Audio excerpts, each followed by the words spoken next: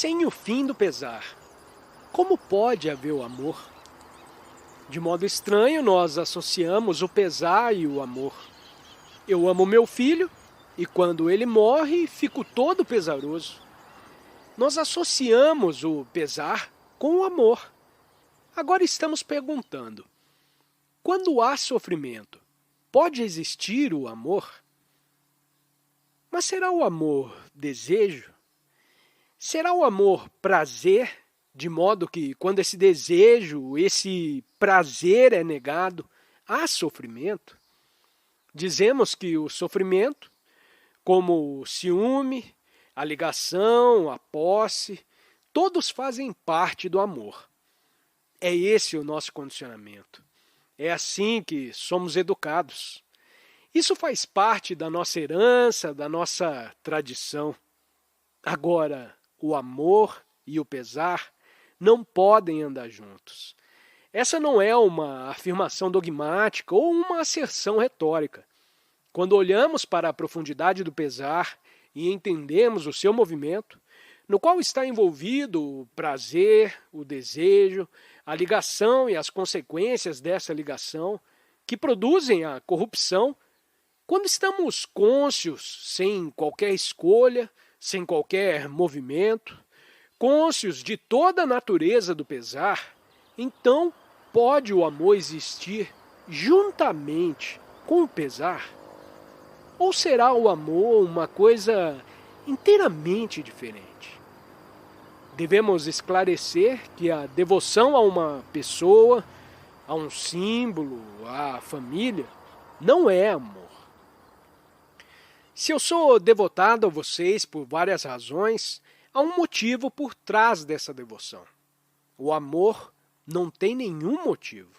Se há um motivo, não é amor, obviamente. Se vocês me proporcionam prazer sexualmente ou diversas formas de conforto, então há dependência. O motivo é a minha dependência de vocês, porque vocês me dão alguma coisa em troca. E como vivemos juntos, eu chamo isso de amor. Será?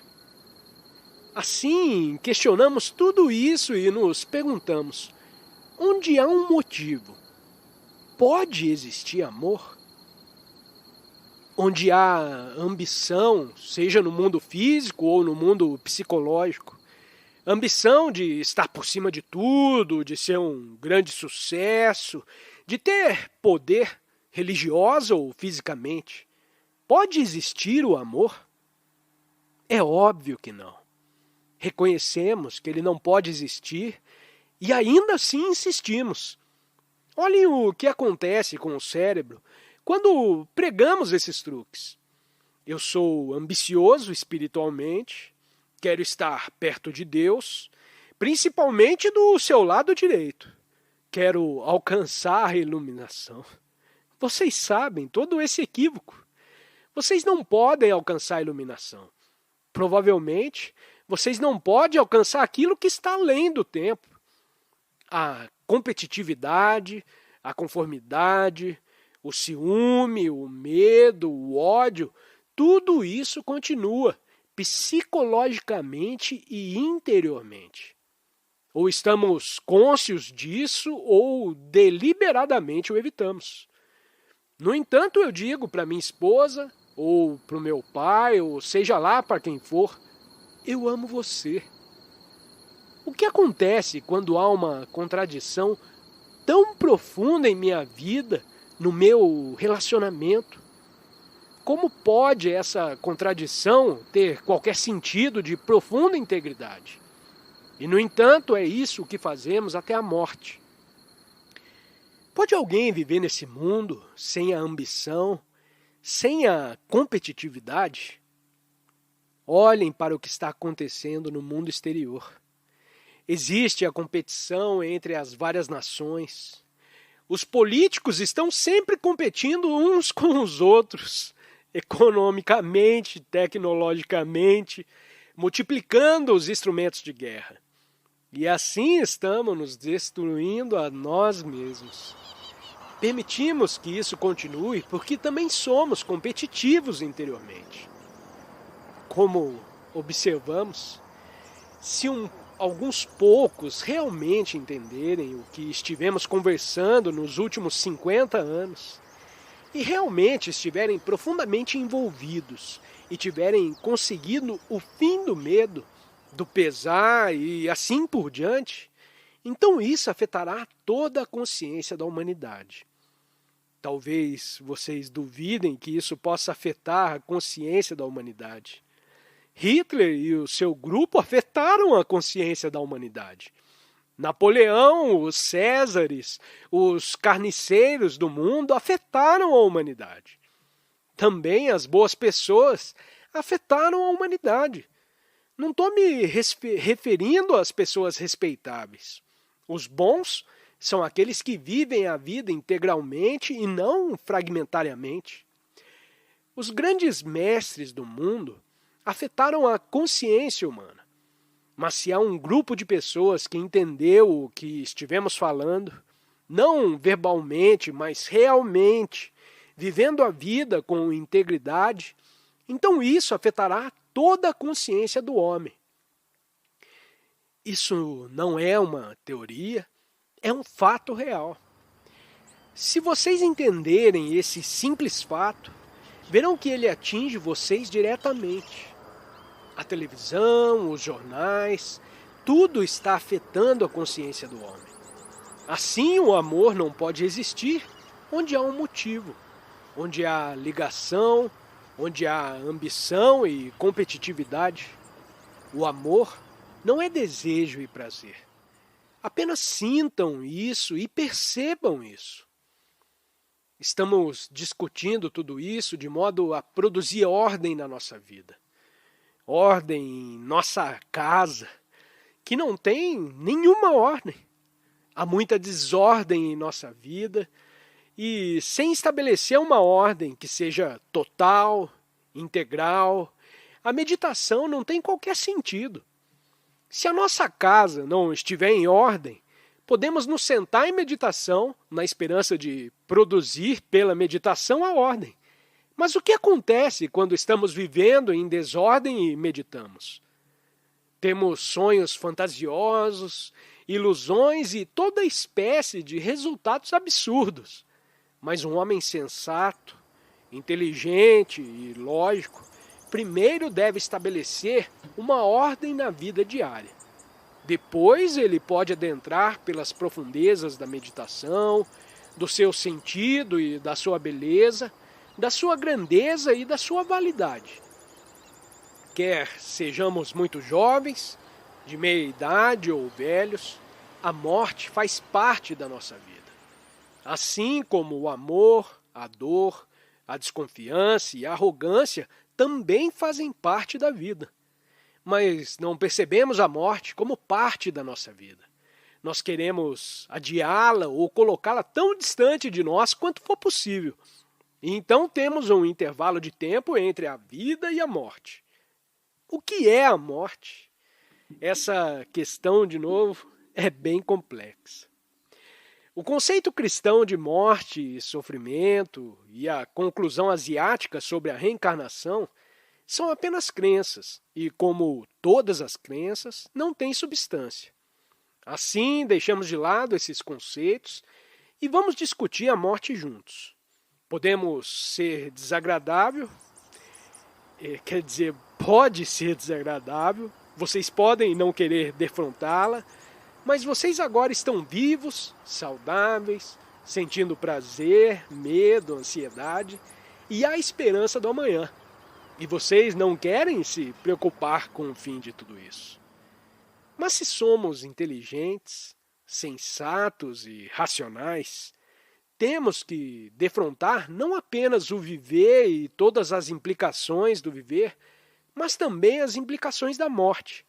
Temos que conhecer a ambas. Essa é a integridade da vida, na qual não há nenhuma divisão.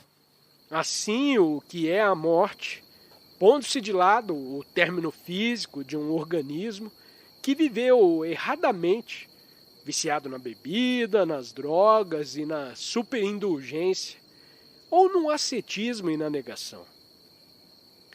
O corpo experimenta essa constante batalha dos opostos. Não tem uma vida equilibrada e harmoniosa, mas de extremos. O corpo também experimenta uma grande tensão imposta pelo pensamento. O pensamento dita, e assim o corpo é controlado. E como o pensamento é limitado, produz essa desarmonia. Ele nos obriga a viver fisicamente em desarmonia, forçando, controlando, subjugando, dirigindo o corpo. É isso o que todos nós estamos fazendo, inclusive jejuando por razões políticas ou religiosas, o que é uma violência. O corpo pode suportar tudo isso por muitos anos, atingindo a velhice sem ficar senil, mas o corpo, inevitavelmente, chegará a um fim. O organismo morrerá. Será isso a morte? Será que estamos preocupados com o fim do organismo? Seja por causa de uma doença, pela velhice ou por acidente? Será que o pensamento se identifica com o corpo, com o nome, com a forma, com todas as lembranças e diz: a morte deve ser evitada? Será que temos medo de chegar ao fim de um corpo que tem sido atendido, que tem sido cuidado? Talvez não estejamos com medo disso. Especialmente, talvez estejamos dissimuladamente ansiosos a esse respeito. Mas isso não é de grande importância. Muito mais importante para nós é o fim das relações que tivemos, dos prazeres que experimentamos, das lembranças, agradáveis e desagradáveis, tudo o que compõe aquilo que chamamos de viver a vida diária, ir para o escritório, para a fábrica, fazer algum trabalho hábil, ter uma família, estar preso à família, com todas as lembranças dessa família, meu filho, minha filha, minha esposa, meu marido, na unidade familiar, que está desaparecendo rapidamente, ao sentido de estarmos relacionados com alguém. Embora nessa relação possa haver grande dor e ansiedade, o sentimento de estarmos em casa com alguém ou de não estarmos em casa e sozinhos. É disso que temos medo? Do fim das minhas relações, das minhas ligações, o fim de uma coisa que eu conheci, algo a que me agarrei, aquilo que me especializei a vida toda. Estarei com medo do fim de tudo isso? Isso é o fim de tudo que é eu? Da família, do nome, da casa, da tradição, da herança, da educação cultural e da herança racial. Tudo o que é eu. O eu que está lutando ou que é feliz. É disso que temos medo?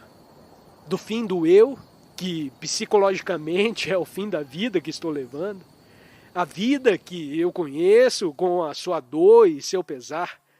É disso que temos medo? Se temos medo da morte e não resolvemos esse medo, mesmo assim a morte chega inevitavelmente. Então, o que acontece com essa consciência, que não é a sua consciência, mas a consciência da humanidade, a consciência da imensa totalidade da humanidade. Se tenho medo como indivíduo, com a minha consciência limitada, é disso que tenho medo. É isso que me amedronta. Percebemos que não é verdadeiro que a minha consciência seja totalmente separada da consciência de todo mundo. Percebemos que esse separatismo é uma ilusão, é ilógico, é doentio. Desse modo percebemos, talvez em nosso coração, em nosso sentimento, que somos a humanidade toda. Não uma consciência individual, coisa que não faz nenhum sentido. e levamos esse tipo de vida, que é dor, pesar e ansiedade. E se o nosso cérebro não transformou um pouco disso tudo, a nossa vida é apenas mais uma confusão para essa totalidade. Mas se percebemos que a nossa consciência é a consciência da humanidade e que somos totalmente responsáveis pela consciência humana, então a libertação dos limites dessa consciência torna-se algo extraordinariamente importante. Quando há essa libertação, então estamos contribuindo para a derrubada da limitação dessa consciência. Então, a morte tem um sentido totalmente diferente. Vivemos uma assim chamada vida individual, preocupados com nós mesmos e com os nossos problemas.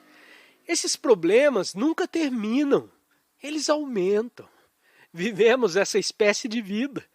Fomos criados, educados, condicionados a essa espécie de vida.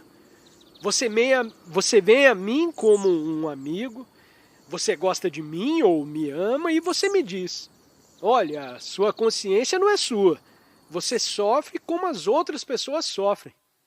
Eu ouço e não rejeito o que você me diz, pois isso faz sentido. É sensato e eu percebo que, pelo que você me diz, pode talvez haver paz no mundo. E eu digo para mim mesmo: agora posso ficar livre do medo? Percebo que sou totalmente responsável por toda a consciência. Percebo quando estou investigando o medo que estou ajudando toda a consciência humana a reduzir o seu medo. Então a morte tem um sentido totalmente diferente. Eu não tenho mais fantasias de que vou me sentar ao lado de Deus ou que vou para o céu sobre alguma peculiar nebulosa. Eu estou vivendo a vida que não é a minha vida particular. Estou vivendo a vida de toda a humanidade. E se eu entender a morte, se eu entender o desgosto, estou purificando toda a consciência da humanidade. Por isso é importante entender o sentido da morte e talvez descobrir que a morte possui um grande significado, uma grande relação com o amor. Porque quando você termina alguma coisa, o amor passa a existir. Quando você termina completamente uma ligação, então o amor existe. Agradecemos por sua presença nessa exploração da sabedoria com Krishnamurti. Se você está ansioso por mais descobertas, confira os vídeos que estão sendo sugeridos na sua tela. Desafie a sua mente a absorver mais conhecimento. Compartilhe as suas percepções nos comentários e, claro, inscreva-se para continuar essa jornada conosco.